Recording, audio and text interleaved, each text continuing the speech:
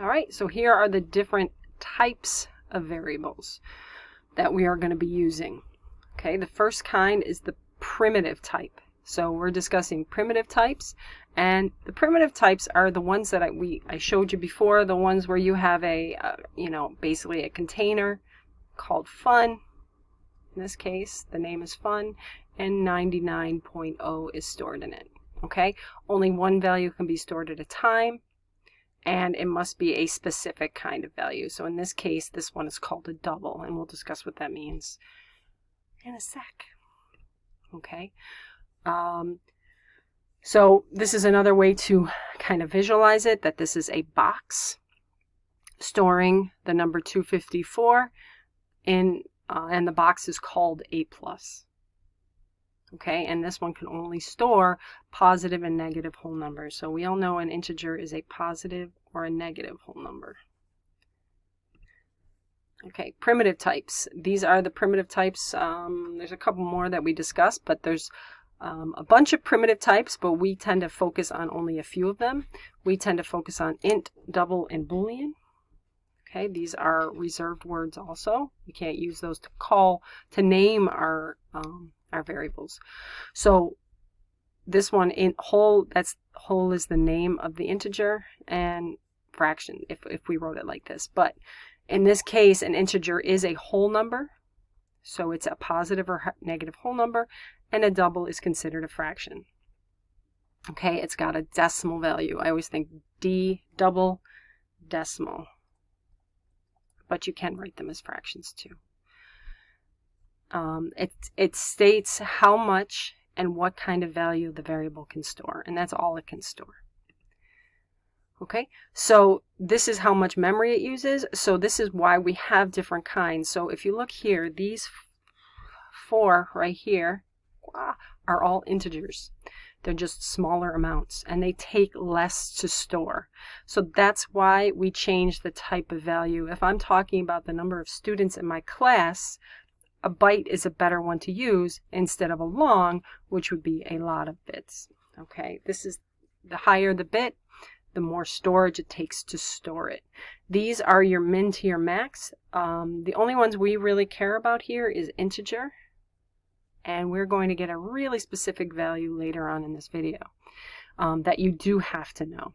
But the basic idea is use the kind of variable that would help you maximize your space. Okay, just be aware we generally just stick with int, but you might see long. Sometimes she's short and byte, but tend to just make all integers ints, just because you guys are just learning how to program here. Double and float are decimal values. Float is less, double is bigger. It's not necessarily a bigger number, but it's better precision. So this one has better precision. This has about approximately 8 decimal places. And this one has about 15 or 16 decimal places. So we tend to stick with this one so we have more precision. We have more errors occur with floats than doubles. So we tend to just stick with doubles unless precision isn't your number one priority, okay? There's characters. Interestingly enough, 0 to 65535 are all letters, numbers, or symbols. Okay, we're going to discuss how that works later. Every number is given an assignment, basically, like 65 is uppercase A. Okay, so that's how it's called ASCII code. Super fun. Okay, so that's what's all right. This one, memory, what's a bit? Well, bits are zeros and ones. So this is 1 bit here, and there's 8 of them right here. So you're allowed 1 bit. The maximum number that you could get, I guess, is 127.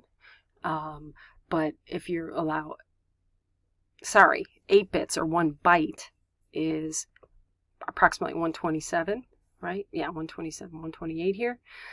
But if you go 16 bits, that allows 16 zeros and ones, you can get to a bigger number, and so on. So that's where it comes from. and why it works. Okay, so the more bits you have, the more precision and the bigger the number that you can store. So we have integers. So we have ints, bytes, and longs. If we can just store them in, we're going to discuss assignment and things like that. But you put an equal sign and 120, that stores the value in there. And then the value is in the little cup or in the little bowl. And every time I use the variable 1, notice there's no quotes here. Every time I use the variable 1, it knows that's 120 in this case. And 2 is 987123, and so on. Okay. What is an integer? I always read the top, I don't know why. So the deal is it's a positive or negative whole number. Even though this is technically a whole number, it does have a decimal here, and that takes space in the computer. And this is bad. This is called a loss of precision error, and you are required to know what that is. So a loss of precision error, if you try to put a double into an int, you cannot. So you can't take any double, so anything that has a decimal, you cannot do this, put it into an int. Okay, it can't go this way. That double can't go into the int. The other way around is okay, but not that way. Real numbers, that's your double or your float. Same deal. Double, name of it equals this. So 99.57 is stored in 1. Every time I use the word 1 without quotes around it, it knows that 99.57 is what I'm talking about. So a real number, this is both absolutely fine. I can take 120.7 and store it in 1, but I can also take 125. Notice there's no decimal on this. I can reassign it. So basically what's happening is you got this bowl called 1. It's got 120.7 in it. So then you want to put 125 in it, it just replaces it. And it's fine even though there isn't a decimal. That's fine, but when you output it, since it is still a double, the output will have a decimal on it. Okay, interesting enough, it needs to hold that place for it. So it can be a fraction, can be a whole number, but realize when it's storing it in the computer, it's definitely a fraction. Okay, a Boolean. So Boolean is either true or false. It can store true or false only. So it takes very little memory to store that guy. And we use these for a lot of things, and you'll see it as we go. Does the person pay taxes? Yes or no? Anything that has a true or false value in your brain, this is very useful. Booleans are very useful. And they're done the same exact way.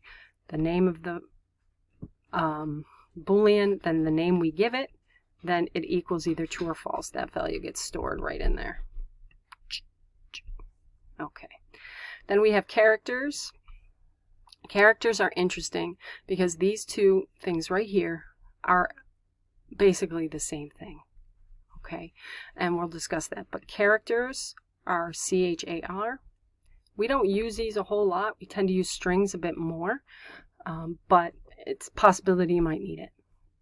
They store a single letter or character, obviously. But the actual values are integers. So the limit was like 65,000 or something like that. So 0 to 65,000 is what it uses to store all the characters on the keyboard, in essence. Okay, you do need to know a couple of them. Character is a 16-bit undefined data type. This is 16 bits. As we said, it's 2 8-bits. So right about here. Nope, right about here. Whatever, you don't care. So let equals 65 is the same as uppercase A. So you do need to know these three values for many reasons. The first one is, the order things going. So as you can see, numbers come first, then uppercase letters, then lowercase letters. So it's important you know that. If A is 65, B is 66, C is 67, etc. So knowing these three gets you just about anything you need. Okay, abstraction is a big part of computer science. Complex details are hidden away. So abstract, making the coding easier. So that's what characters are. Okay, in the computer, characters are numbers, but they represent to us letters, and they're called ASCII letters, ASCII. I used to know what that means. I'll tell you later. Okay, A is 65, B is 66, and so on. So if you just know these three, you can do everything. We don't learn how to convert numbers to binary in this course, but that's all that's happening. You're just taking 67, converting it to binary, and the computer knows what letter it is. Okay, so know these. Again, knowing the first three are going to really help you remember the other ones. Okay, so if I take B, which is 66, and I add 1 to it, that'd be 67, which is actually C. So if that's interesting to you, I love it. So if you take B and you add 1 to it, you're going to get 67. Okay, because it's not considered, this B in the computer is 66. But if I start it as a character, then it's C.